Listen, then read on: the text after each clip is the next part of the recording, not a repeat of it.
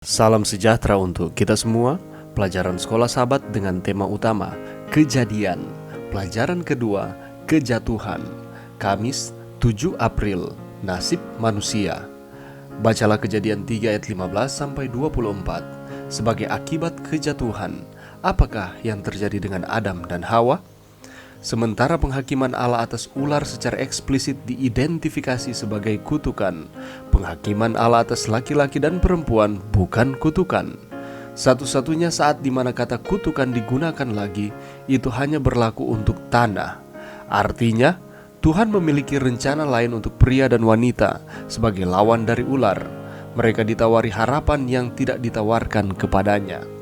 Karena dosa perempuan itu yang terjadi karena hubungannya dengan ular, ayat yang menjelaskan penghakiman Allah atas perempuan itu terkait dengan penghakiman ular. Tidak hanya Kejadian 3 ayat 16 langsung mengikuti Kejadian 3 ayat 15, tetapi kesejajaran antara kedua nubuatan tersebut dengan jelas menunjukkan bahwa nubuatan tentang perempuan dalam Kejadian 3 ayat 16 harus dibaca sehubungan dengan nubuatan mesianik dalam Kejadian 3 ayat 15.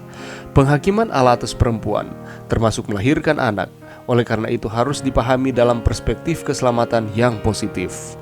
Karena dosa laki-laki itu yang terjadi karena dia mendengarkan perempuan daripada mendengarkan Tuhan, maka dasar dari mana laki-laki telah diambil dikutuk. Akibatnya, laki-laki harus bekerja keras, dan dia kemudian akan kembali ke tanah tempat asalnya.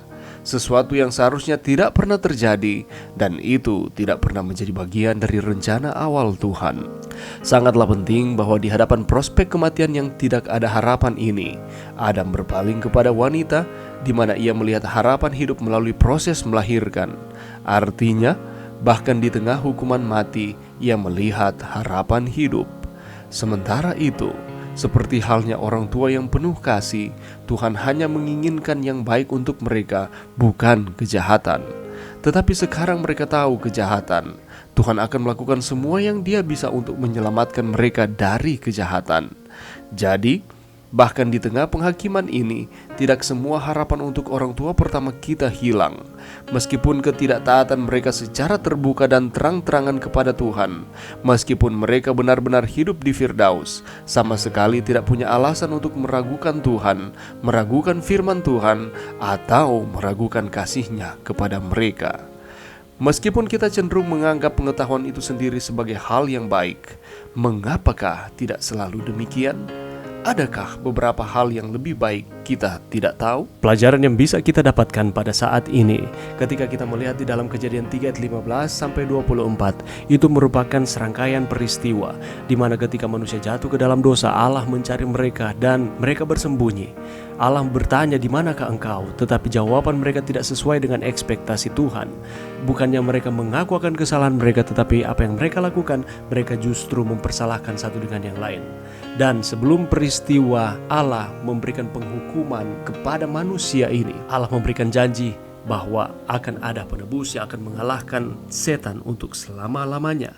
Dan setelah itu Allah menyatakan apa yang harus diperbuat oleh laki-laki dan juga perempuan, Adam dan Hawa, ketika mereka sudah jatuh ke dalam dosa.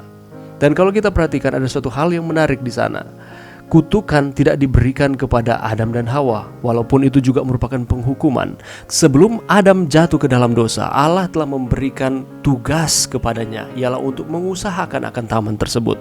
Tetapi bedanya adalah ketika mereka jatuh ke dalam dosa, Adam harus berpeluh, harus bekerja dengan berkeringat, dengan penuh kelelahan untuk mengusahakan akan tanah tersebut. Dan kepada Hawa, apakah kita masih ingat ketika Allah menempatkan mereka di Taman Eden dan Allah berfirman kepada mereka, "Beranak cuculah dan bertambah banyak, penuhilah bumi"?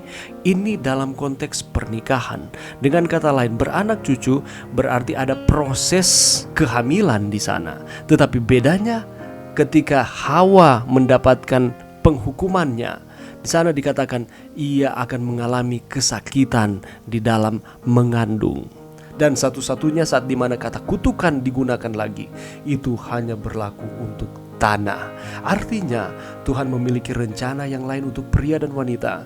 Sebagai lawan dari ular ataupun iblis itu, mereka ditawari harapan yang tidak ditawarkan kepada iblis.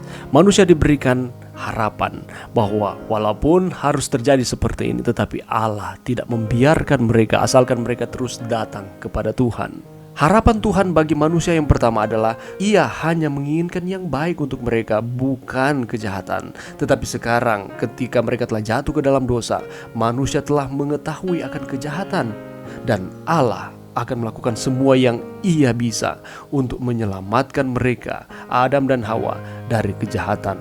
Itulah sebabnya janganlah kita sama sekali meragukan Tuhan di dalam kehidupan kita, meragukan akan firman-Nya, dan meragukan kasih-Nya kepada kita.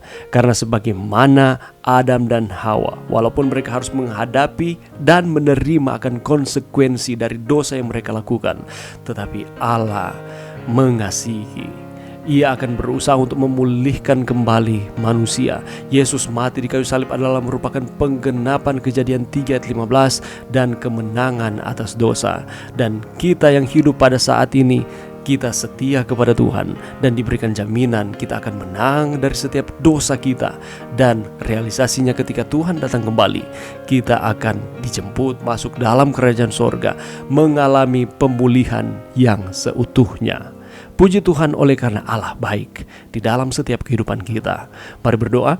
Terima kasih Tuhan atas firman-Mu pada saat ini. Lewat pengalaman kejatuhan manusia pertama dapat memberikan pelajaran bagi kami bahwa Allah baik. Allah itu teratur dan disiplin, tetapi Allah baik di dalam setiap kehidupan kami. Ini doa kami di dalam nama Yesus. Amin.